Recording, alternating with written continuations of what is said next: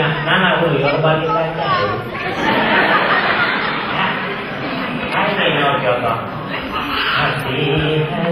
દાદા કઈ ગોતો છો તમે? ના ના મેં તો બધું જોયું મારે શું ગોતવાનું નહીં પણ તમે ઓલા થોડા તેમને કઈ પૂછતા હતા ને પણ ભાઈ હું જે પૂછું તારે નહીં પણ ક્યાંક તમે ભૂલા પડ્યા હોય તો મૂકી જાઓ.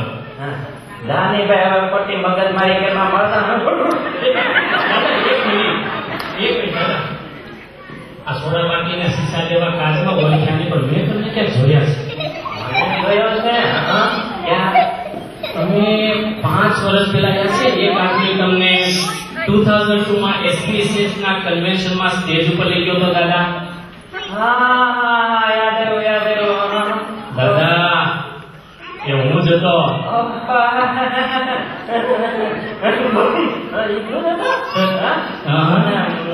મળીને બહુ આનંદ થયો. પેલા તો કબૂલ આજે બોલતો સમય 5 વર્ષ મોટો માથાનો દુખાવો છે ભાઈ. આ તો ભગડાળો પાછો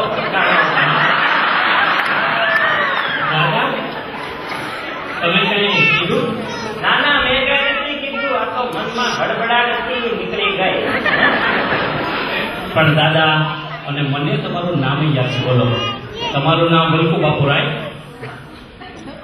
તો ભાઈ હવે વલ્કુ નહીં કહેવાનું. કેમ? વિક્ટર કહેવાનું.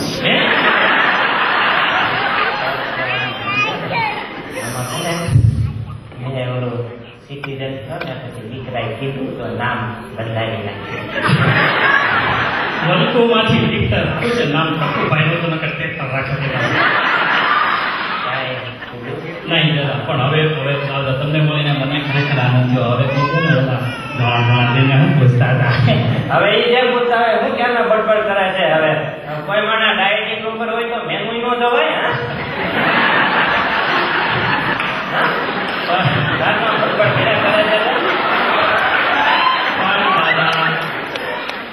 ડાયટિંગ નો વાંધો નહીં પણ આ ડાયટિંગમાં આની હમ તો જોવો જરા.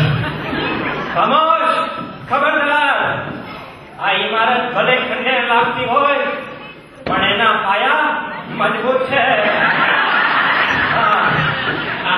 એ પાયો લઈ લીધો હોય ને કઈ કીધું ફોટો કરે છે કઈ કામ ધંધો કરે છે હીરાગંજી. દાદા તમે સુરતમાં નથી આવ્યા? અમેરિકા બધી હીરા ન હોય. આ તો હું આ ડાગલા જેવા કપડા પહેરીને અને આવા રખવાયા કૂતરાની જેમ આમ તેમ હું આટા માર્યા કરે છે. દાદા જેલમાંથી આવ્યો તો દારૂ પ્રોગ્રામ અપાયો હતો દાદા. હા તો એમ કે નહીં જાણે ધારધામની જાત્રા કરીને આવ્યો એમ દાદા પ્રોગ્રામ આપ્યો પ્રોગ્રામ. હા તે શું છે સારું ત્યાં જેલમાં ભવાયા દાદા? હું ભવાયો નથી. હું એક પટેલ સમાજનો ટોચનો હાસ્ય કલાકાર છું દાદા. હું હાસ્યના પ્રોગ્રામ આપું. તમે એક વખત મારા પ્રોગ્રામમાં આવો ને તો ખબર પડે પગ મૂકવાની કઈ જગ્યા ન હોય.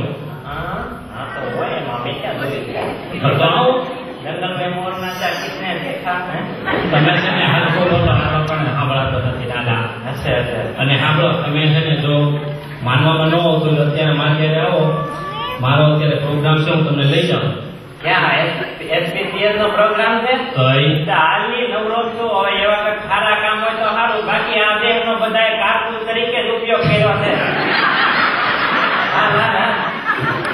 એ ભાઈ નવરા તો હાલો બેસી જાઓ દાદા. કારકુનની જરૂર છે. આપણને લાગે ફેક્ટરી જોવા લઈ જાય છે પછી ખબર પડે કે એને કારકુનની જરૂર છે.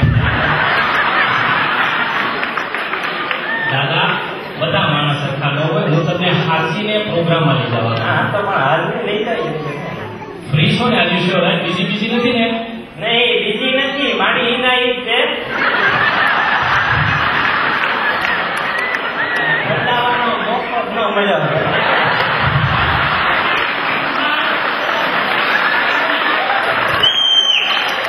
હવે દાદા પેલી 70 આમ મોકો હોતો ધોતિયાને બેટ બાંધો છો ને પાછા મોકા મોટો છો. હવે ખોટા ભાડ મહેરબાની ત્યાં લઈ જાઓ. લઈ જાઓ. હાલો દાદા તમે લાસ્ટ ટાઈમ આવ્યા છો તો બોલા તમારા દીકરાને ઘેર આવ્યા હતા આ વખત ક્યાં ઉતરા છો? એ તમારા પ્રેસિડેન્ટ બુશને ના લે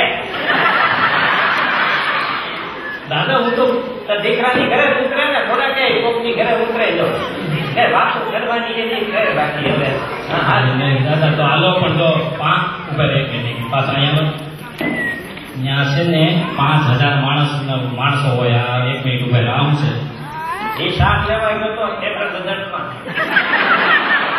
પણ દાદા આ જીવલાની ચા લખેલી થેલીઓ લઈને નો જવાય ત્યાં આપે આવા પ્લાસ્ટિકના થેલા તો કોઈ કેવું જોઈએ ને જો આવું નાવું લઈ લઈને પછી બધું હારે નો નીકળે ઉપાય આ શું છે ડોક્ટર ને ગયો તો તે લેક્ચરનો ફોટો જોવા તો દો કિડની બીજની માં હાર્ટ એટેક ન થઈ ગયો ને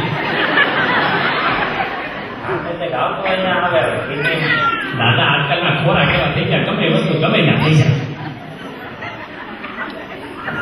ઓ માય ગોડ દાદા તમે શું જોવો છો આ તમે ડોક્ટરમાં કઈ સમજાય નહીં પણ કહેતો જો દાદા તમને કઈ સમજાવે તો નહીં પણ હું તમને ટૂંકમાં સમજાવું છું આ જે લેફ્ટ સાઈડ ઉપર દેખાય છે ને એ તમારું જબરું ફેફસું છે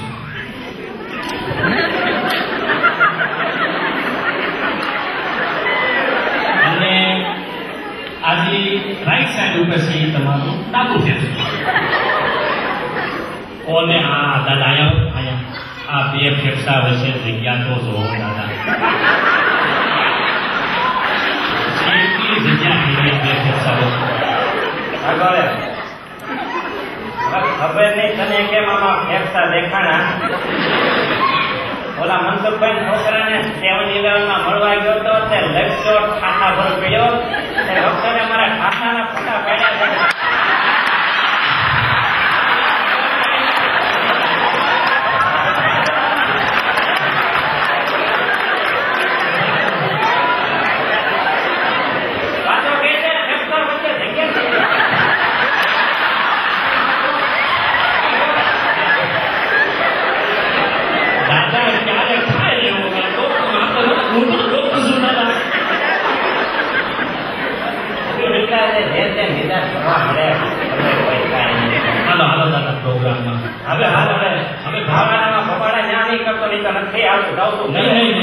દાદા મારો પ્રોગ્રામ હોય ને 5 મિનિટમાં તો સન્નાટો છવાઈ જાય કોઈ એક અડચણ પડી તો અવાજ ન આવે દાદા અમે રૂમમાં થોડું